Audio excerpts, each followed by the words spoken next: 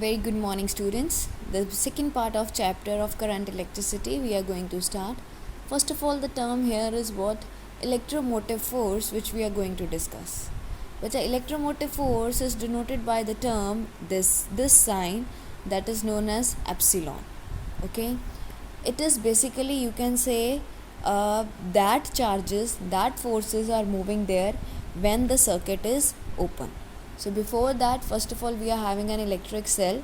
Electric cell is what? It is having chemical combination inside it, and that chemical combinations are actually converting into electrical energy. So these are the basic points. When no current supply is there, when cell is in an open circuit, and yes, potential differences between the terminals, like one is having more electrons and other one is having less electrons, so it means the charges can move from one point to another point. So that's how we will define the electromotive force. The electromotive of a cell is defined as the one is energy spent per unit charge, okay, in taking a positive test charge around the complete circuit of the cell, that is the circuit outside the cell as well as the circuit inside the cell. Basically, electromotive force is a combination of two things. Okay, one is your terminal voltage and another one is your potential voltage drop. Fine. So when beta you are having any chemical cell, okay, there are two electrodes, electrolyte is there, and when no current is passing and they are set at a specific potential difference, that is defined as your electromotive force. And your electromotive force is actually a combination of potential drop, terminal voltage and voltage drop. So what are the factors affecting it? Obviously the material you are using, how much difference between their number of electrons and the electrolyte you are using, up in how much time actually they are passing. Now we are going to talk about terminal voltage and the voltage drop. Just take care of one thing in this. When you are talking about the terminal voltage, it is what? Obviously we are talking about the voltage.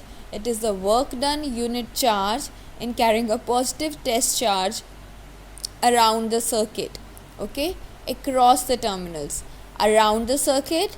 And what is voltage drop? In charge, work done per unit charge in carrying the positive test charge through the electrolyte. So when you are talking about the inside part, that is voltage drop, and when we are talking about this circuit, this is what? Your terminal voltage. Okay, so combination of both these will give you what?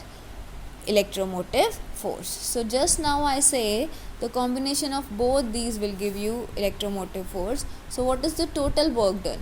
Work done by the terminal voltage plus work done by the voltage drop, dividing all the terms with Q. So that is what? That inside plus outside work done is equal to total work done. So that is equal to epsilon is equal to your terminal voltage plus voltage drop. This is the formula we will use in numericals. Next, the term comes here, internal resistance of a cell. What actually the internal resistance of a cell? You are having any cell, fine, positive and negative ions are there, electrons are there. So the internal resistance of that particular cell we are talking about, inside we are saying na, so that is your voltage drop. When we are talking about the internal resistance, so that V is equal to IR. Now what is the relationship between EMF, terminal voltage and internal resistance? See, this with the resistance with the battery itself or a cell itself, this is what is your, this is your internal resistance. This is the resistance which we actually applying to that body. Okay, so terminal voltage here and voltage drop here. Current is supplying from the positive terminal. So here what we are having, the total resistance of a cell is equal to R plus R. So I is equal to, now what is voltage? Total voltage is EMF upon total resistance. So E is equal to I plus I R plus R, which is actually equal to terminal voltage is equal to, EMF is equal to terminal voltage plus voltage drop. Now if I have to find out the voltage drop from it, that is E minus V, this V is equal to actually what? A small r into I So R is equal to V upon I. Putting down these values and we will get this result. Basically this formula we will use in numericals. Okay. So now the next we are having factors affecting the internal resistance. What are the factors?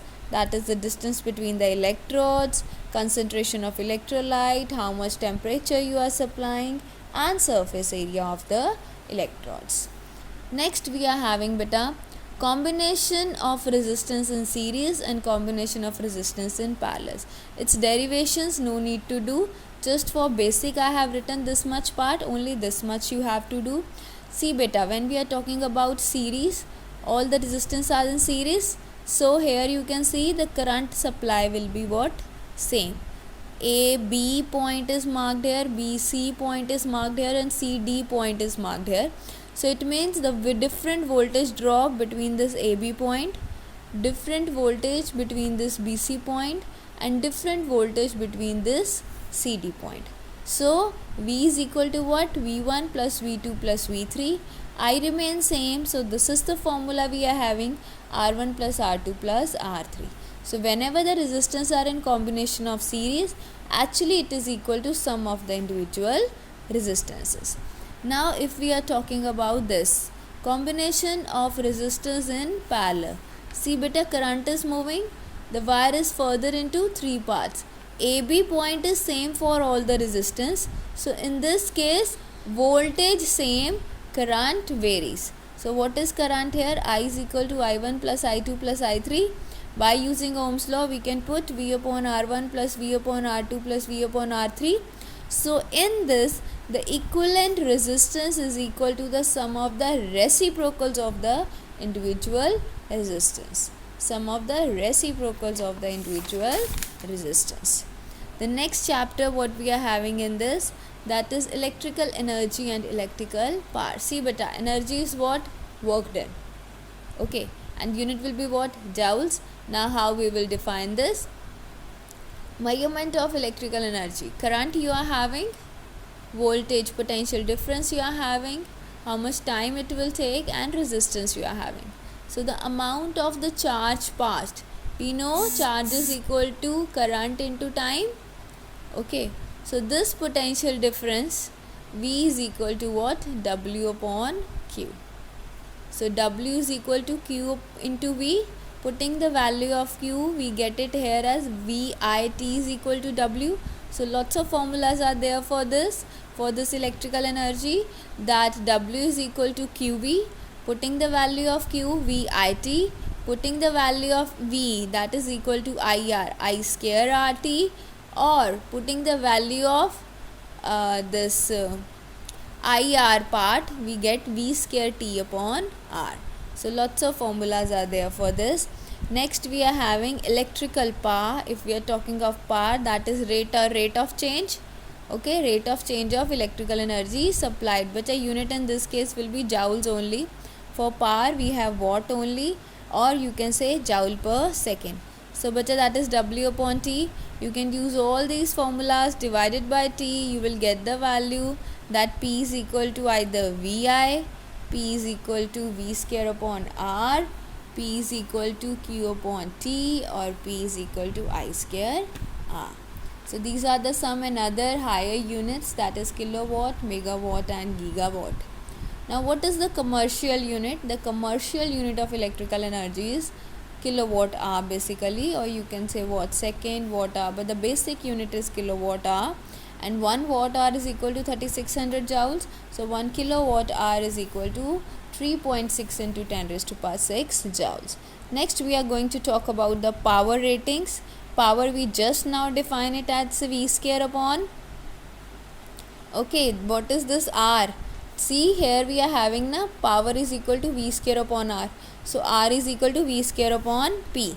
So that is voltage rating of an appliance upon power rating of an appliance. Similarly, if at the place of if we have to find out the current, that P is equal to VI, that is power rating of the appliance upon voltage rating of the appliance. The next we are having for the household consumptions of electrical energy, but this is the simple formula which you should know. Directly we will use this formula to find out the answer. Okay, energy again, that is P into T, that is work done is equal to what? That is power into time. So putting down all the values, that comes out to be VIT, this is a kilowatt hour, so divided by 1000. So cost of electricity is actually equal to electrical energy in kilowatt into cost per kilowatt hour. So for the heating effect of current, we are having this formula, that is heating effect is equal to I square R into T. For representation of calorie, we are having it as 0.24 I square RT, which is equal to joule law of heating. So that's all about your current electricity. Numericals PDF I will send. Kindly read it thoroughly, the B and C part, and ask your doubts on Monday. Take care. God bless you all.